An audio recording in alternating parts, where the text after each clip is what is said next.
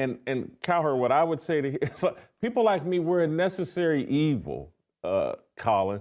He quit responding to me over text. We used to be very friendly over text, but he unfollowed me on Twitter. He detached from reality. Here's Colin Cowherd now. Let's play shot number 3. And the NBA, meanwhile, ratings are down 48% in the last 12 years, and they have fallen off a cliff this year. And Adam Silver's solution is let's make the courts brighter. And I like the NBA, but the All-Star game is now embarrassing, and I think load management is a shame on the league. It is a really bad look for a family of 4 to go to a game and Giannis doesn't play or Embiid doesn't play. I'm sorry. Go ask the Democrats. Be warned, once you detach from regular people in America, you will pay a price. But he detached from me. I became so radioactive to Cowherd because I'm so tethered to my biblical worldview, even after I left. And now, I'm persona non grata. When you're making all that money, it's important that you stay attached to someone. You have to recognize that, who's not in that elite echo chamber, that bubble, that I got to get as far away from, a MAGA supporter or someone who has a biblical worldview as it relates to the LGBTQ issue. You're detaching from normal people. It's problematic. And you've surrounded yourself with people that live in that bubble, that echo chamber of fantasy world. I'm not saying this to beat up Cowherd. I'm trying to hey, man, you're one of the bright thinkers and used to be one of the more bold people in sports media, and we need more of that. And that's why I celebrated when he pivoted, because we need more of that. But when your go-to guy is, and again, I don't mean this as some super negative shot at Nick Wright, but it is just reality. Nick Wright sat on TV and pretended like he and his wife wouldn't allow their black son to drive a car because the police could potentially kill him. That's how you're detached from reality when someone's having that conversation on your show. This is a 18-year-old black kid saying, I'm not gonna drive because we're not gonna allow him to drive because the police may kill him. And this is in Houston at the time. And I'm like, holy cow, the stats are black kids are gonna kill the kid far more likely than the cops. Are you forbidding him from hanging around with other black boys? But that's how you detach from reality. Man, I worked with the guy, and I've always been a polarizing figure in the sports media.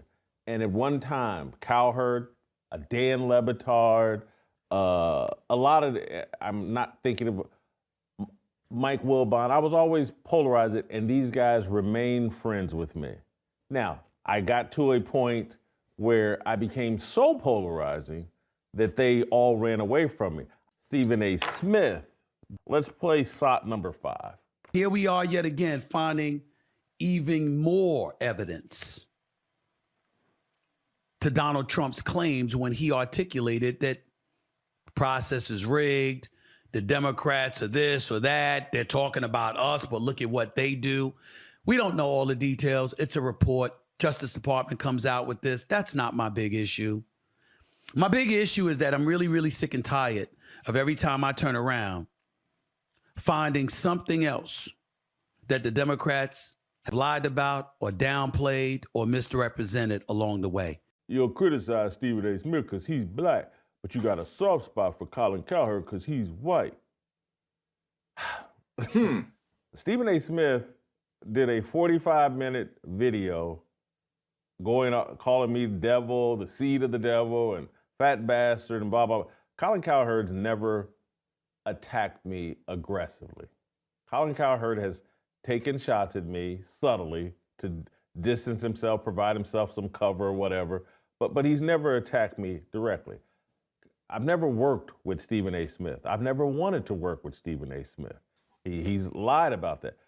Stephen A. Smith wrote a book lying about his entire narrative, background, life, but Colin Cowherd has not done that. Stephen A. Smith is far more fraudulent than Colin Cowherd, far more. fraudulent. Colin Cowherd's not claiming he got a basketball scholarship from Big House Games after hitting 17 straight three-pointers.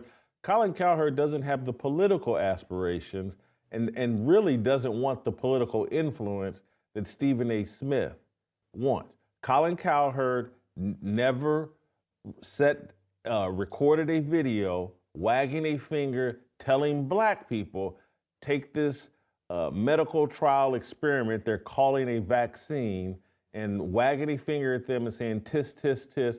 Colin Cowherd, as far as I know, didn't go after Kyrie Irving for posting a poster of a documentary that Jews didn't like. Stephen A. Smith did that.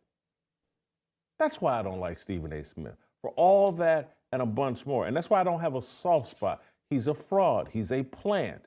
He's on a puppet string for his masters. Colin Cowherd may be attached to the same puppet strings, but they're not as obvious.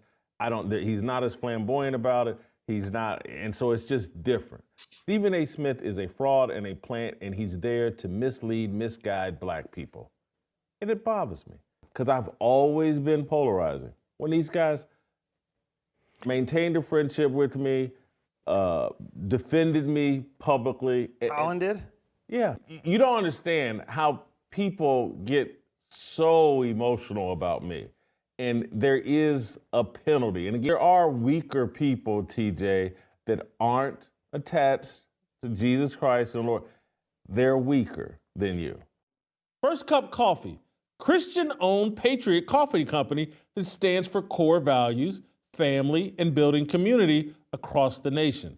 Go to firstcup.com, use the promo code JASON, and save an additional 10% on your order. And if you subscribe, save another 10% for the life of your subscription.